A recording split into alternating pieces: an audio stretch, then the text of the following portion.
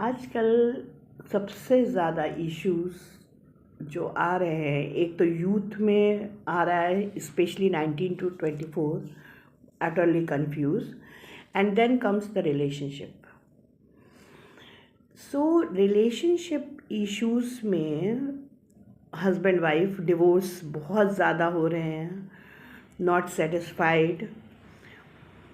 सबसे पहले हमें अपने दिमाग में ये बात बहुत अच्छे से बैठा लेनी चाहिए। मैं किसी और इस पर नहीं, अपने एक्सपीरियंस और अपने उस पर बात कर रही हूँ कि दो लोग, भले ही वो आपकी लव मैरिज हो या अरेंज मैरिज हो, दो लोग जो दो डिफरेंट जगहों से, जहाँ पे उनकी परवरिश ही अलग हुई है, वो जब मिलेंगे तो आप ये मत सोचिए कि वो बिल्कुल मेरे जैसा सोचेगा या मैं बिल्कुल उसके जैसा सोचूंगी। वो अलग परवरिश है, अलग माहौल से आए हैं। उम्मीद ही गलत है कि वो आपके जैसा सोचेगा या सोचेगी। तो हमें करना क्या है? जहाँ तक एक तो एक दूसरे को स्पेस दीजिए, एक दूसरे पे हावी मत होइए।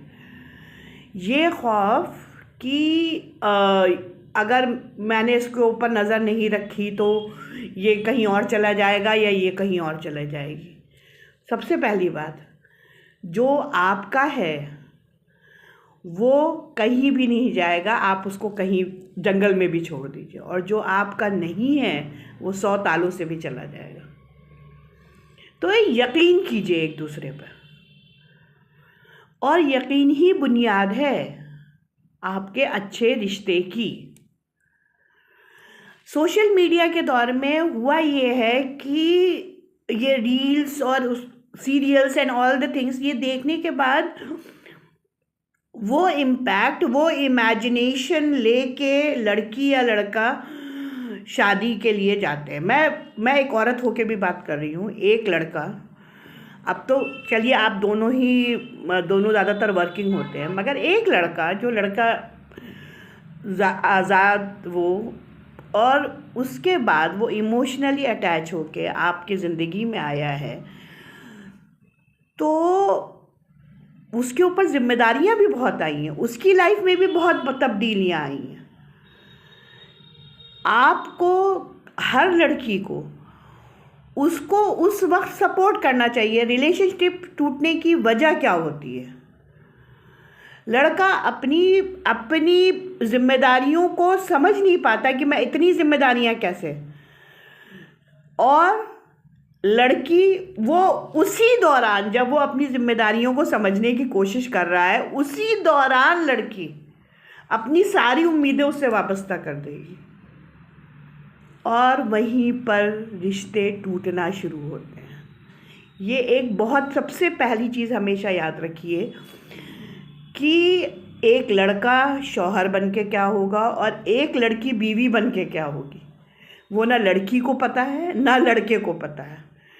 ये वो पहलू हैं जो अल्लाह ने, ईश्वर ने, उसी वक्त जब आप फेरे लेते हैं, जब आप निकाह में आते हैं, उसी वक्त आपका पहलू आपके ऊपर खुलता है। उसको वक्त दीजिए। एडजस्टमेंट, मैं ये नहीं कहूँगी कि ज़ातियाँ बर्दाश्त कीजिए, मगर एडजस्टमेंट इज़ लाइफ। आप अपने ऑफिस वर्ल्ड में सब जगह एडजस्ट करते हैं, और चेंज करना ये रील नहीं है ज़िंदगी कि आपने स्क्रॉल करा और बदल जाएगी। आप एक चेंज के लिए 10 इधर रिलेशन उधर रिलेशन कर रहे हैं, आप अपना सुकून खो रहे हैं।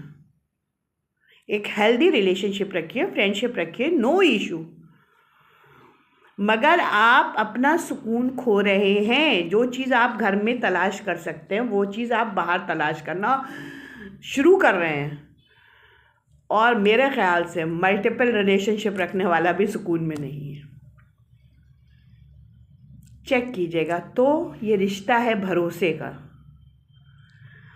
प्यार, सबसे पहले भरोसा, उसके बाद एक दूसरे को स्पेस देना, और उसके बाद इसमें जब आप इतना करेंगे तो जाहिर बात है it is out of love, प्यार की वजह से ही है। और फिर ज़िंदगी के इस गाड़ी को सुकून से चलाने के लिए अपने बच्चों के लिए एडजस्टमेंट भी करना पड़ेगा। वो फेरी टेल लाइफ नहीं है शादी। मैं सबको एड्रेस कर रही हूँ, प्लीज़, शादी फेरी टेल लाइफ नहीं है।